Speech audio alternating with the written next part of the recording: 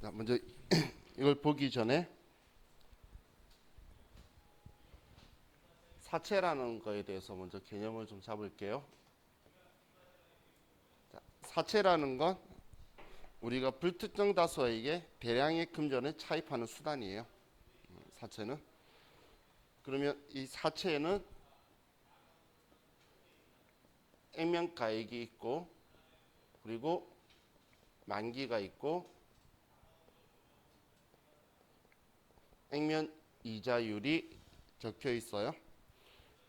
우리가 특정인에게 돈을 빌리면 차입금이라고 쓰고 우리가 불특정 다수에게 돈을 빌리면 이 사자는 한자로 회사 사자예요. 개인 사자가 아니고 우리가 일상생활에 사채 끌어 쓴다는 건 개인 사자고 이거는 회사채예요. 회사 사자. 자, 그럼 개인 간에 우리가 돈을 빌렸을 때는 금전 소비대차 계약서나 아니면 차용증이라는 걸 쓰겠죠. 그럼 그 차용증에 언제 돈 갚을게, 얼마 갚을게, 이자 얼마 줄게 이런 거 쓸 거잖아요. 그런 것처럼 우리 발행하는 이 채권에도 만기가 얼마다? 예를 들어 3년이다. 그리고 액면가액이 예를 들어 만기가 되면 100만 원을 갚을게. 그리고 이자는 연이율 10%로 줄게. 이런 식으로 써둘 거예요. 근데 이거에 대해서 서로 신뢰가 없으면 이 돈을 안 주면 돈을 빌려주려는 사람이 없겠죠. 그래서 상법이 무조건 이 돈을 주도록 법이 정하고 있어요. 1년이 되었는데 액면이자 10만 원을 안 주면 우리 이 발행한 회사를 금융부도를 내버려요. 그러면 무조건 이자를 줄 수밖에 없겠죠. 근데 단점은 뭐냐면 이자를 더 줘도 안 되고 덜 줘도 안 된다는 거예요. 그게 최고의 단점이에요. 자, 그럼 왜 이게 단점이냐면 시장에 형성된 시장 이자율은 계속 변동을 하고 있다는 거예요. 자요. 액면 이자율인 얘가 액면가액이 내가 발행하면서 내 건데 그리고 채권에는 본권을 소지한 자에게 지급하여 주십시오라고 적혀 있어요. 그래서 서로 주고받으면서 사고 팔 수 있는 건데 시장 이자율은 자유롭게 8%든 10%든 12%든 왔다 갔다 한다는 거죠. 그래서 우리가 액면 이자율이 우리 건데 액면 이자율하고 시장의 이자율이 같으면 액면 발행을 하는 거고 우리 거인 액면 이자보다 시장의 이자가 높으면 우리 회사가 불리한 조건이잖아요. 그래서 할인 발행을 할 거예요. 그리고 액면 이자율이 시장 이자율보다 더 크면 우리가 유리하죠. 유리하니까 할증 발행을 할 거다라고 보시면 돼요. 자, 그럼 여기에서 이거 하나만 가지고 좀 볼게요. 시장 이자율이 12%라고 할게요. 그럼 시장 이자율이 12%이면 우리 회사가 불리한 조건이죠. 그럼 상대방이 저한테 돈을 안 빌려줄 거라는 거예요. 그럼 시장 이자율 12%하고 동일한 조건이 되도록 돈을 내가 빌리는 금액을 조절해야 되겠죠. 그럼 조절하기 위해서 우리는 현재 가치와 그러니까 모든 거의 현재 가치, 원금의 현재 가치와 지급하는 이자의 현재 가치를 전부 다 조정을 할 거예요. 그럼 우리 현가계수라는 게 있는데 이 현가계수라는 건 뭐냐면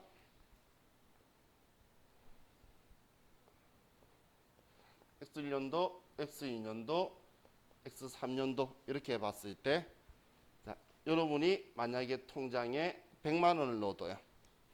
근데 은행의 이자가 12%라고 볼게요.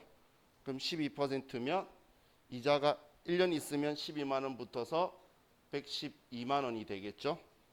12만 원이. 그리고 또 잠시만요. 제가 산수 못해서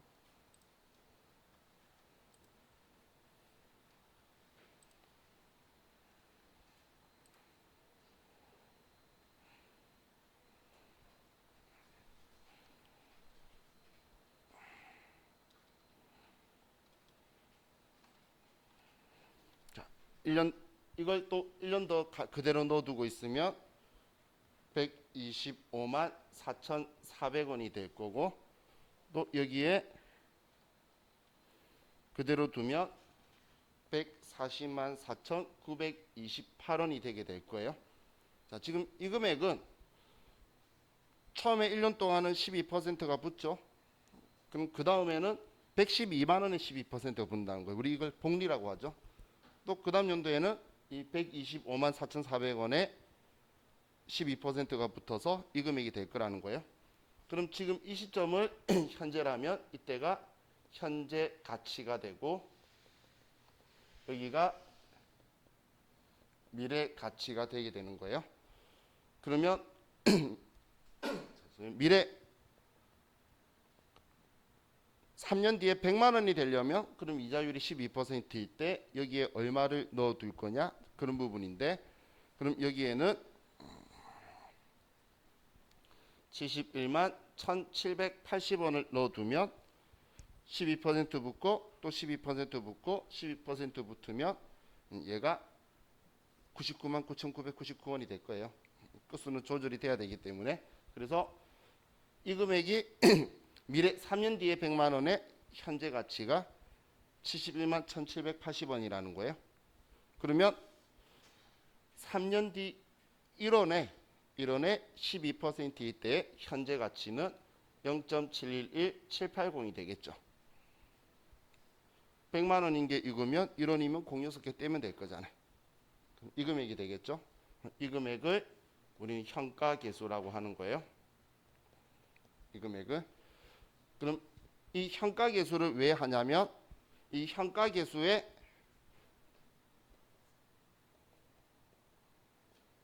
곱하기 우리 사채의 액면가액을 곱해주면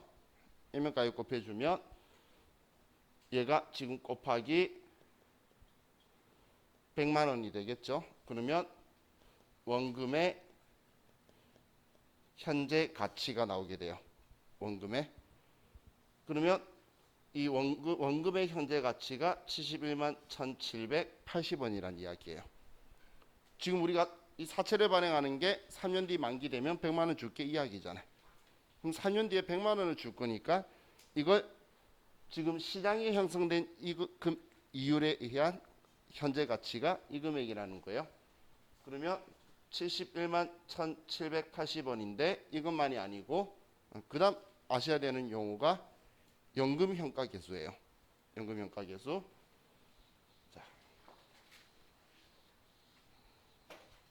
자, 사채 발행하는 공식은 따로 적어 드릴게요.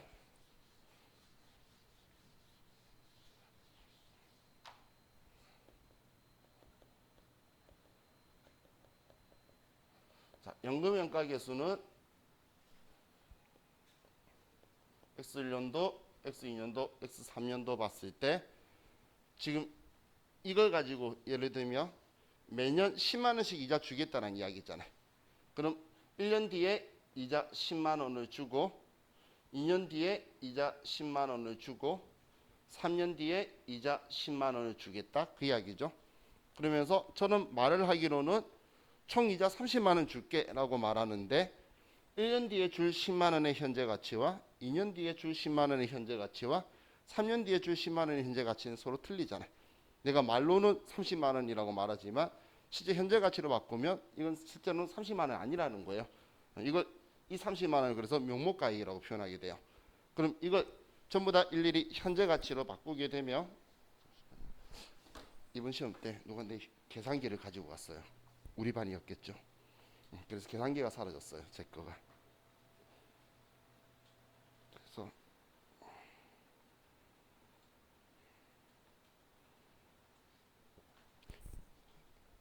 1년 뒤 10만 원의 현재 가치가 89,286원이고 그리고 2년 뒤 10만 원의 현재 가치가 79,719원 그리고 3년 뒤에 10만 원의 현재 가치가 71,178원이 되게 되는데 지금 각 이 10만 원의 1년 뒤 10만 원의 현재 가치, 2년 뒤 10만 원의 현재 가치, 3년 뒤 10만 원의 현재 가치를 이야기하는데 그럼 얘네들을 전부 다 합치면 24만 183원이 돼요. 그러면 나는 지금 사람들한테 총이자 30만 원 줄게 하면서 채권 발행하지만 실제 나는 이 금액만 가지고 있으면 1년 뒤에 10만 원 주고 2년 뒤에 10만 원 주고 3년 뒤에 10만 원을 줄 수 있다는 거예요. 그러면 이 금액들의 현재 가치인데 이걸 10만 원이 아니라 1원이다, 1원이다, 1원이다 보면 이게 총 3원이 되겠죠. 그럼 총 3원의 현재 가치를 1년 뒤에 1원 주고 2년 뒤에 1원 주고 3년 뒤에 1원을 주면 이거의 현재 가치는 그냥 공 5개만 자르면 될 거니까 2.40183이 될 거예요. 이걸 연금 현가 계수라고 하는 거예요. 연금 현가 계수. 그럼 내가 총 30만 원을 줄 거라고 표현했는데 그런데 이 30만 원을 내가 총 지급할 이자가 30이라 말하지만 이 30에 대한 이자의 현재 가치로 또 끌어당기는 거예요. 그러면 연금 현가 계수는 여기에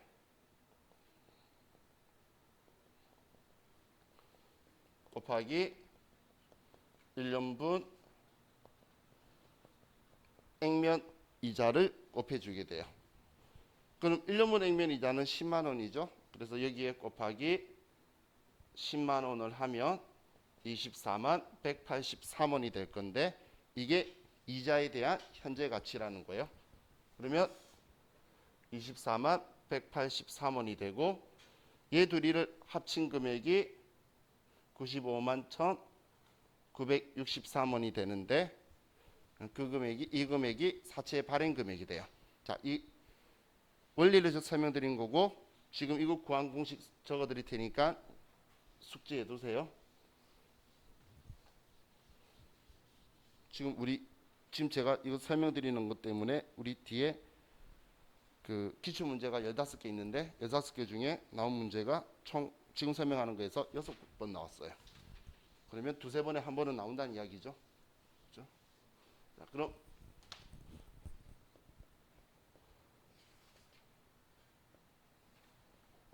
사채 발행 금액 구하는 공식은 현가 계수는 줄 거예요. 그럼 현가 계수 곱하기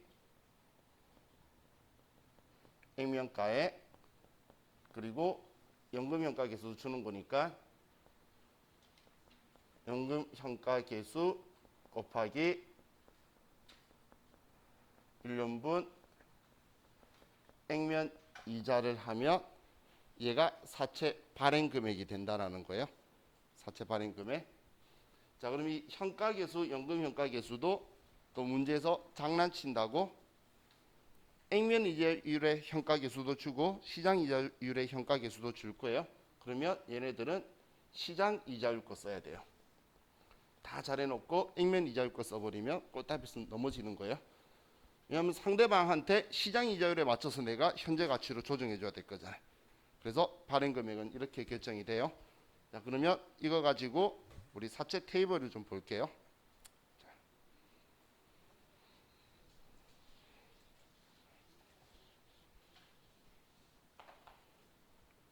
지금 얘를 이대로 발행을 하면 대변에 사채 얘는 무조건 액면가를 쓰고 차변에 내가 돈을 받는데 이 돈이 95만 1,963원이 되고 4만 8,037원이 사채 할인 발행 차금이 되게 될 거예요. 이 발행가액 구하는 게 지금 이걸 구하려고 발행가액을 구하는 거예요. 그러면 사채 할인 발행 차금의 성격이 뭐죠? 얘는 사채의 차감 계정이죠. 부채 차감 계정으로 차면에 붙어 있는 거예요.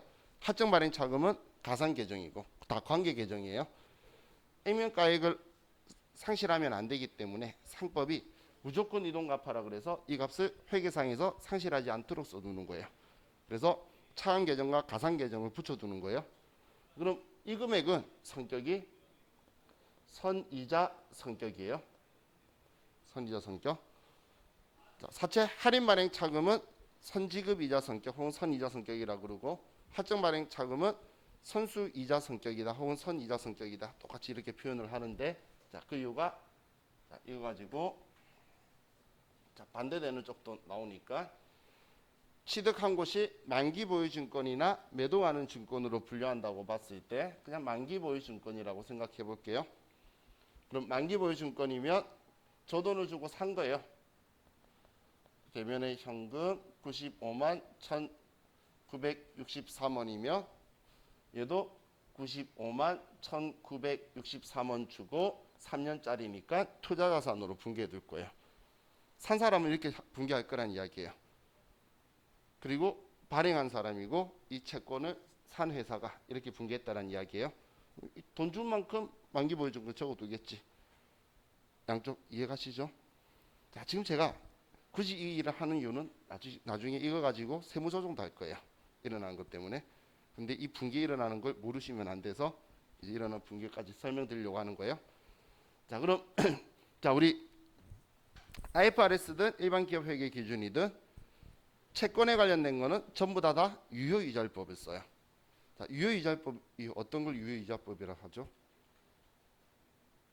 회계상의 이자 비용이나 이자 수익 계정 과목으로 수익 비용, 이자 수익 비용 인식하는 금액을 유효이자를 쓰는 거예요.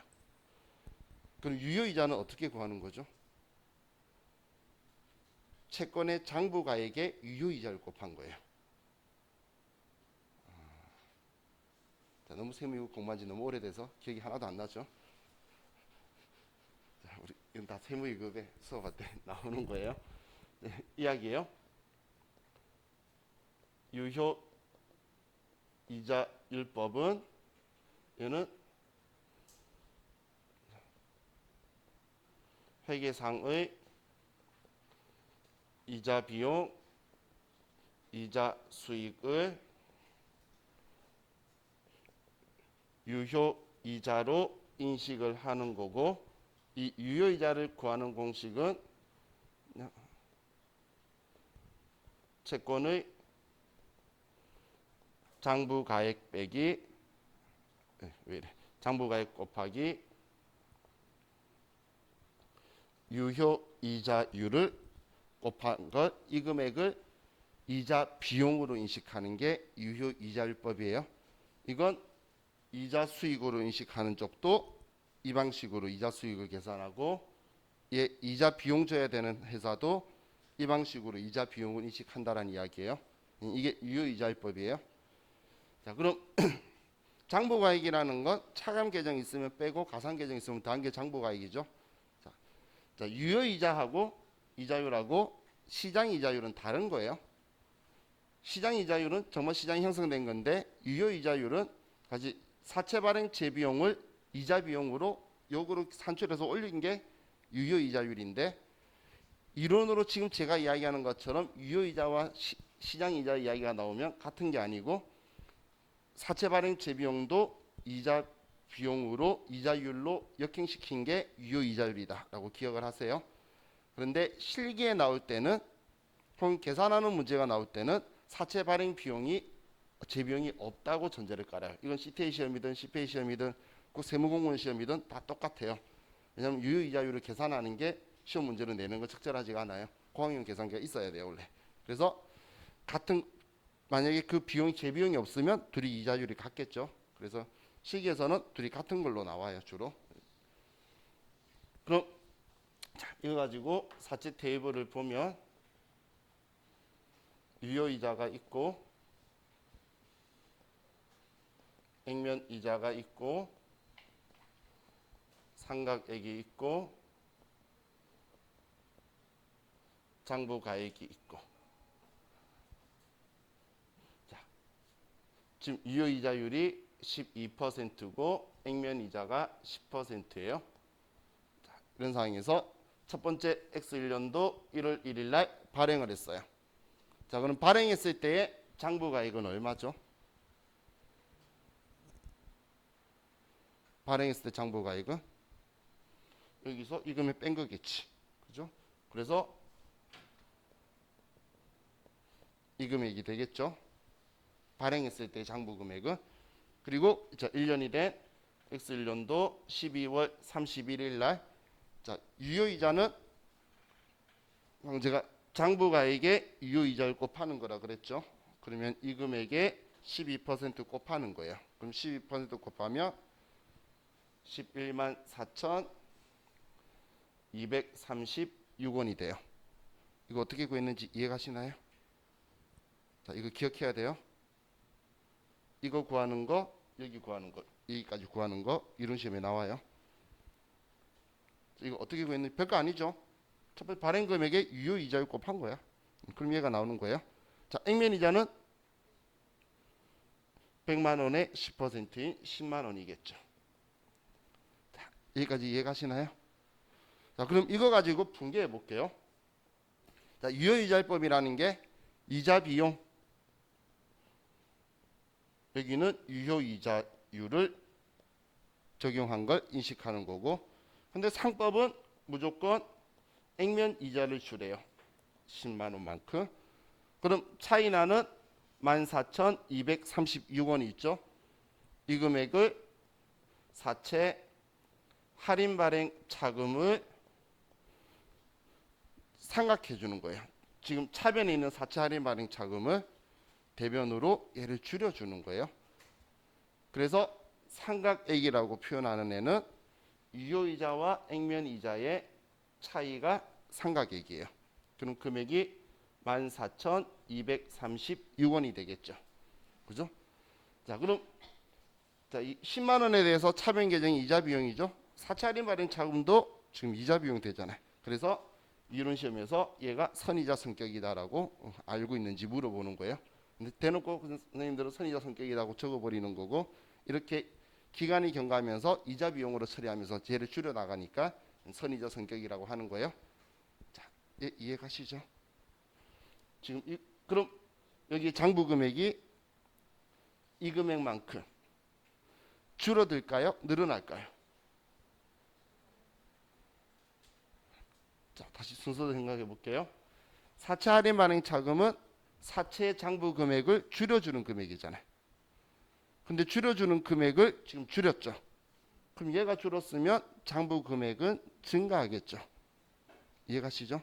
그럼 이 금액만큼 얘가 증가한다는 이야기예요. 그래서 이 금액만큼 이렇게 증가하게 될 거예요. 자, 여기까지는 구할 수 있어야 돼요. 여기까지는 이런 시험에 자주 물어봐요. 자, 그럼 지금 이거 가지고 제가 너무 크게 썼네. 자, 이 반대편 이해사 쪽 한번 볼게요. 지금 이해사 쪽은 나중에 범위세 때문에 풀려서, 자, 이 분계는 여러분들 기억하신다고 생각하고, 자, 이자 받은 회사는 대변의 이자 수익, 얘도 유효이자율로 11만 4,236원. 근데 방금 사채 발행한 회사가 이자 10만 원 줬으니까 얘는 이자 10만 원만 받았겠죠. 그래서 차변에 돈 10만 원 받을 거고, 그러면 14,236원만큼은 만기 보유 증권을 높여주는 거예요. 만기 보유 증권을. 그럼 만기 보유 증권이 기말에 이 금액만큼 높아지겠죠. 이해가시나요? 이 높아지는 져서 표현하는 걸 유가증권 평가에서 만기 보유 증권 평가하는 방법이 삼각 후 원가법이라는 거예요. 이렇게 삼각한 후에 취득 원가 장부가액이 증가하게 되죠. 이게 삼각 후 원가법이에요. 그럼 제가 이게 왜 나중에 세무조정할 때 나오냐면, 법인세는 돈 번 거에 대해 세금 내는 거예요. 법인세는. 근데 돈 번 거에 대한 세금을 계산할 때 이걸 가지고 계산을 해요. 근데 내가 실제로 받은 건 이것만 받았잖아요. 이거는 받은 거 아니죠.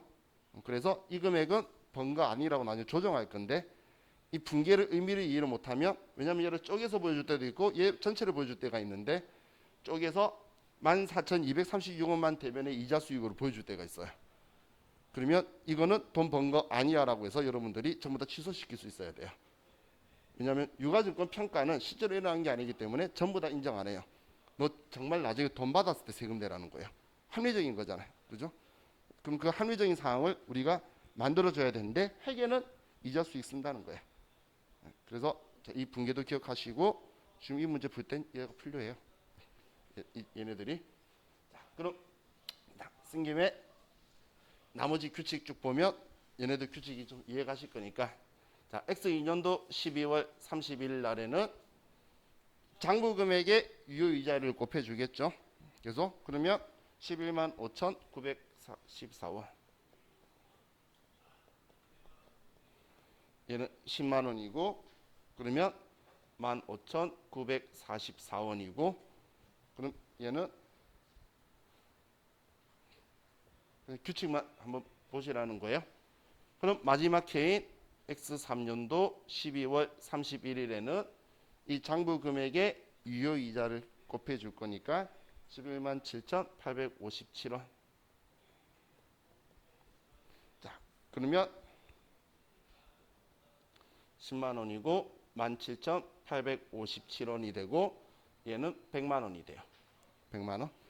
왜 얘가 100만 원이다라고 제가 그냥 단정 짓냐면 얘네들 합이 사채 할인 발행 차금의 48,037원이에요. 그럼 차감 계정이 완전히 다 사라졌으니까 장부 가액은 얘만 남았으니까 100만 원이겠죠. 그죠? 그럼 얘는 어떻게 될까? 딱 이 금액만큼 다 올라가니까 딱 100만 원 되겠죠. 마지막에. 이해가셨나요? 그렇게 되는 게 마지막 목표예요. 그러면서 얘는 100만 원 갚으면서 얘 지울 거고 얘는 100만 원 받으면서 얘 지우는 게 마지막 그림인 거예요. 이게 지나가는 순서라고 보시면 돼요. 그럼 우리 이제 규칙 가지고 볼게요. 장부가액이 할인 발행에서는 우리가 불리한 조건이니까 돈 작게 받는다는 거 알겠죠? 그럼 작게 받으니까 작게 받았다가 만기 때는 액면가로 무조건 맞춰야 된다고 생각하시면 증가한다는 거 알 거잖아요. 맞죠? 그러면 이 장부 금액에 계속 유효이자를 곱했으니까 이하고는 비례적으로 움직이겠죠. 그러면 얘는 증가할 수밖에 없는 거예요. 그리고 액면이자는 상법이 그냥 무조건 이 금액만 줘라라고 정하고 있으니까 일정한 거고 그러면 상각액은 유효이자와 액면이자의 차이인데 할인 발행은 유효이자가 더 커요. 더 큰데 얘가 계속 증가하고 있으니까 얘 둘이 차이가 계속 벌어지겠죠. 그래서 얘도 증가한다라는 규칙이 나오게 되는 거예요. 그래서 장부가액은 할인 발행에서 증가하고 유효이자도 증가하고 액면가액은 일정하고 상각액은 증가한다는 규칙이 글로 적혀 있던 게 내용이 이거다라고 보시면 돼요. 혹시 카페에 가입돼 있으신 분은 제가 참고에 사채 테이블이라고 자료 올려놨으니까 우리 시간이 없어서 제가 계산기 안 두드리고 저도 지금 카페에 올려놓은 숫자 보고 쓴 거예요. 그래서 그거 보고 여러분들이 한번 보시면 돼요. 그럼 우리 규칙만 보기 위해서 할증 규칙 하나만 볼게요. 자, 할증 이제 이거 다 빼고 제가 할증만 가지고 규칙만 하나 보고 우리 다시 문제 풀게요.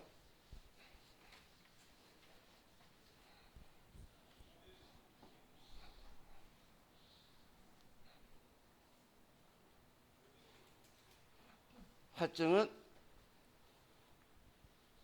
우리 액면 이자율이 시장 이자율보다 더 유리한 조건의 상황이니까 자 이렇게 거꾸로 뒤집어서 볼게요. 그럼 유효이자가 10%고 액면 이자가 12%예요.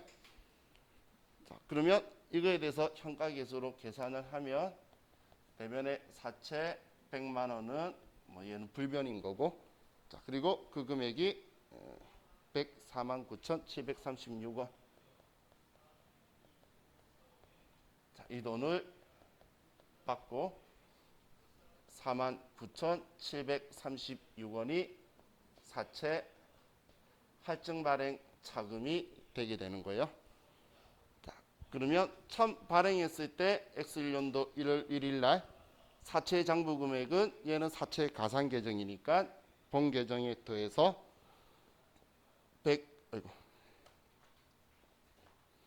104만 9,736원이 장부가액이 되겠죠. 그죠?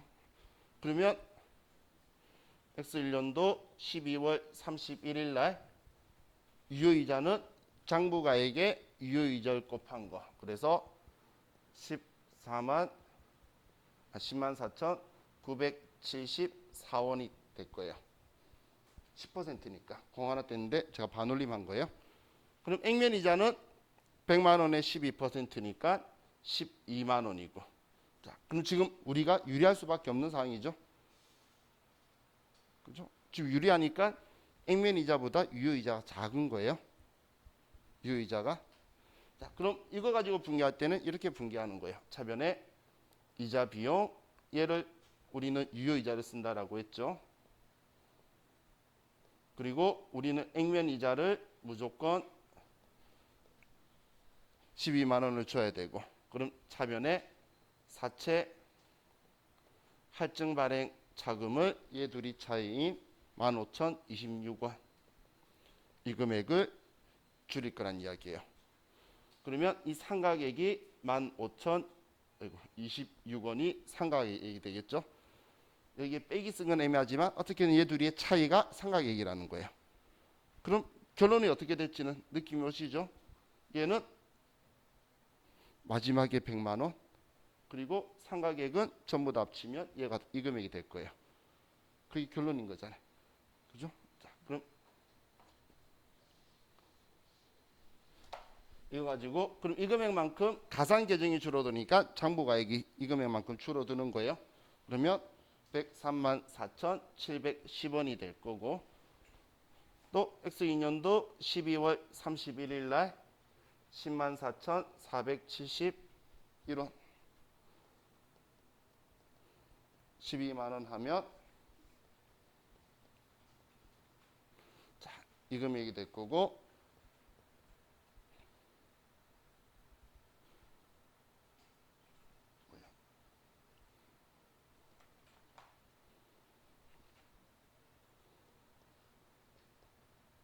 자, 이 금액이 되고, 마지막 X3년도 12월 31일에는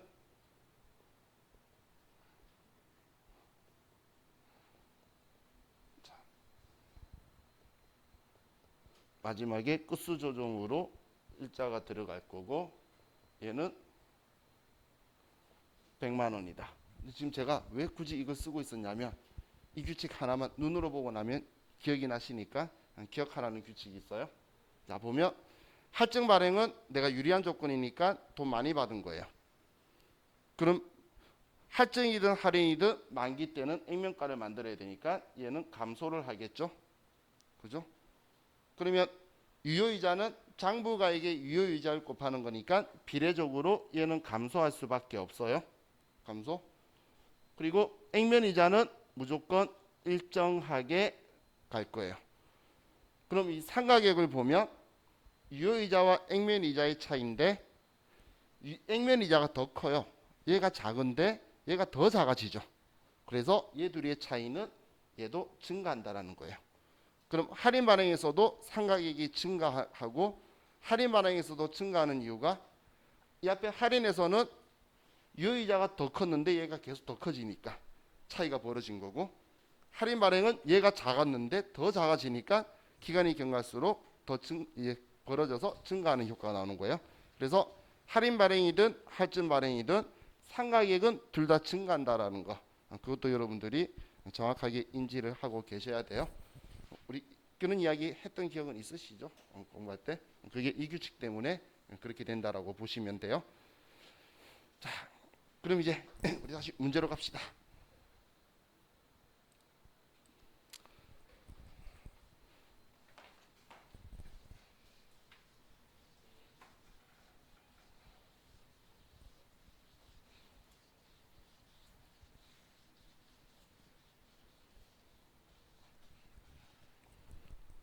자, 12월 30일 당사는 장기적인 자금 운용을 목적으로 율촌산업 주식회사가 발행한 사채를 다음의 조건으로 취득하고 현금으로 결제하였다.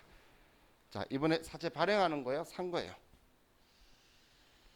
문제에서 사채 발행한 거예요? 취득한 거예요? 취득한 거죠? 그럼 계정은 뭐라고 선택할 거예요?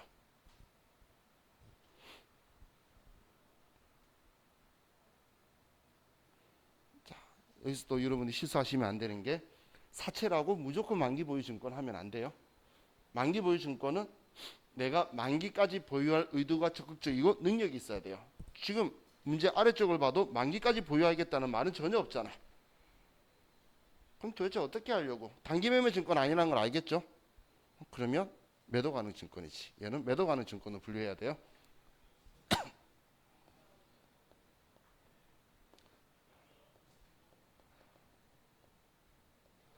매도 가능 증권이고, 자, 그럼 얘를 현금으로 결제해서 샀는데 사채 발행은 올해 12월 30일, 액면가액은 300만 원. 표시 이자가 액면 이자예요. 10%. 이자는 매년 말 후급. 만기는 2023년 12월 30일. 2020년 말 취득 당시 시장 이자율은 12%였고, 그래서 할인 발행했네요. 12%의 3년 현금 현가 계수는 2.40183이고 12%의 3년 현가 계수는 0.71178이다. 자, 그럼 지금 이 문제는 이야기죠. 여러분이 앞에 제가 사채 발행하는 금액이 취득하는 금액이었잖아요. 그럼 그 금액 그대로 계산해야 되겠죠. 그러면 현가 계수 곱하기 액면가액이라 그랬어요. 그럼 문제에서 현가 계수가 0.71178이라 그랬고 액면가액은 300만 원이니까 300만 원을 곱하고 이거에다가 연금 현가 계수가 2.40183 곱하기 1년분 액면 이자면 300만 원의 10%니까 30만 원이 되겠죠. 그죠? 얘가 발행하는 사람의 금액이고 취득하는 사람의 금액인 거예요. 만기 보유 증권이든 매도 가능 증권이든 우리는 이 금액을 주고 살 거란 이야기예요. 그럼 얘 계산하면 얼마 나오죠?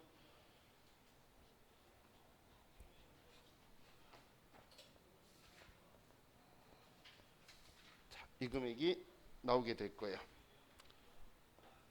여러분이 말 안 해줄 걸 알고 전 책에 다 적어놨어요.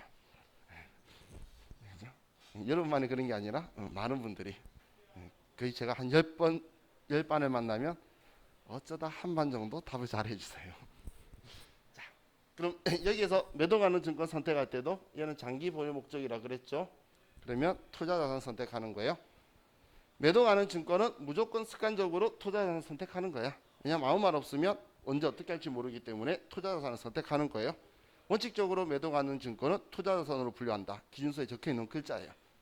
근데 특이한 경우 매도 가능 증권인데 단기 보유 목적은 확실한데 어떻게 할지 모르겠다. 이런 특이한 경우만 당좌 자산이 123번 첫 번째 거 쓰는 거고 아니면 두 번째 거 쓰는 거예요. 얘는 지금 대놓고 장기 자금 운용 목적이라 그랬으니까 얘는 투자 자산으로 써야 되겠죠. 자, 다음 12월 31일 날 마지막 문제죠.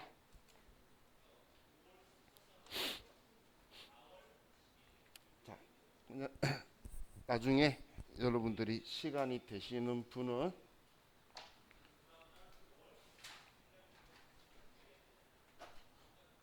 571페이지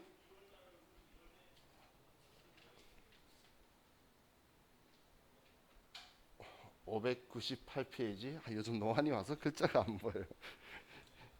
648페이지 668페이지 그리고 또 다른 타입으로 651페이지 663페이지 지금 뒤쪽에 있는 기출 문제들인데 여기에 페이지에 보면 지금 방금 한 거 가지고 풀 수 있는 문제들이 있으니까 이거에 가지고 관심 있으시거나 좀 정리해 보고 싶으신 분은 이 페이지에 있는 문제들 한번 풀어보세요. 그러면 풀면 제가 왜 앞에 그렇게 떠들었는지를 이해하실 거예요. 이런 문제도 풀라고 제가 이렇게 떠들었구나 생각이 드실 거예요. 자, 그럼 이제 12월 31일 날 당사는 보유 중인 장기 투자 증권 중 대한상사의 사채 장부 금액 570만 원, 정기말 매도하는 증권 평가이익 20만 원. 뭐야 이거? 가로가 엄청 길었구나. 죄송해요. 자, 장부금액 570만 원 세 번째 줄에 대하여 회사 발행회사의 재무 상태 악화로 액면 이자의 회수가 어렵고 만기 시 액면 금액의 70%는 회수할 수 있을 것으로 예상되어 420만 원으로 감액 조정하기로 하였다. 자, 무슨 상황인지 이해가시나요? 이 회사는 계속 우울한 일만 있다. 그죠? 개발했다 망하고 주식 가지고 있는데 그 주식 회사 가지고 있는 그 회사가 경영 악화가 일어났대요. 뭐가 좀 잘 안 된다. 그죠? 자, 그럼 지금 우리는 장부 금액이 570만 원인 건데 회수 가능한 금액이 액면 금액 600만 원의 70%라서 420만 원으로 우리가 조정이 될 거란 이야기예요. 이해가셨나요? 그러면 지금 현재 먼저 자산만 가지고 생각을 할게요. 자산만 가지고 생각하면 자, 얘가 12월 31일 날 매도 가능 증권 당연히 투자 자산으로 자 얘가 570만 원을 420만 원 만들 거면 150만 원을 줄여줘야 되겠죠. 자산만 가지고만 한번 생각한 거예요. 먼저 이해하셨나요? 근데 매도 가능 증권은 취득할 때 평가할 때 손익을 인식하나요? 취득할 때는 취득 시 부대 비용 원가에 포함하고 기말에 평가할 때는 기타 포괄 손익 누계액으로 처리하고 수익 비용을 인식 안 하고 뭔가 사건이 일어났을 때 팔았거나 지금 좀 손상이 있었을 때만 손익을 인식해요. 그래서 차이는 취득 가격하고 차이만 나요. 무조건. 단기 매매 증권은 평가에도 영업외 수익 비용, 취득 수수료도 영업외 비용. 그래서 평가했을 때하고 차이가 계속 나는 건데 그럼 얘는 지금 우리가 얼마에 사왔죠? 사온 금액이 550만 원에 사왔다고 적혀 있잖아. 두 번째 줄에. 그죠? 지금 570 적혀 있는 건 매도하는 증권 평가이익 20만 원 때문에 570으로 장부가액이 올라갔던 거고 산 건 550만 원이었죠. 이해가시죠? 그럼 550에 사왔는데 지금 420만 원이라는 건 130만 원의 손해를 본 거죠. 그죠? 이해가셨나요? 그러면 자, 이 순서는 어떻게 하든 상관없어요. 얘는 투자 증권 손상 차손이라고 하고 이 손상 입은 게 130만 원이다라고 인식하는 거예요. 항상 얘는 영업외 비용이거든. 수익 비용은 항상 발생할 때 취득원가하고 차이가 나와요. 그럼 얘 둘이가 왜 차이가 20만 원 날까요? 과거에 20만 원만큼 매도 가능 증권 평가 이익 적었던 게 있었거든. 그래서 매도 가능 증권 평가 이익 있으면 걔부터 상기하고 없애야 돼요. 얘부터 없애고 나서 나머지를 손상 차손이라고 생각해도 되고 저처럼 이런 문제까지 다가갈 거면 이게 빠르고 취득 가격하고 현재 우리 가격하고 차이가 손상 입는 건 뻔한 거니까. 그래서 얘가 나올 거다. 차이가 나면 과거에 이익 봤었나 보네. 이쪽에 차이가 나면 손해 본 게 있었나 보네. 이렇게 그냥 한 번에 나오게 생각하시면 돼요. 자, 근데 아니면 평가이익 평가 손실 있으면 얘부터 상기하고 나머지가 손상이다라고 생각하셔도 되는데 사실은 그건 분계 위해서 하는 거지 원리는 아니에요.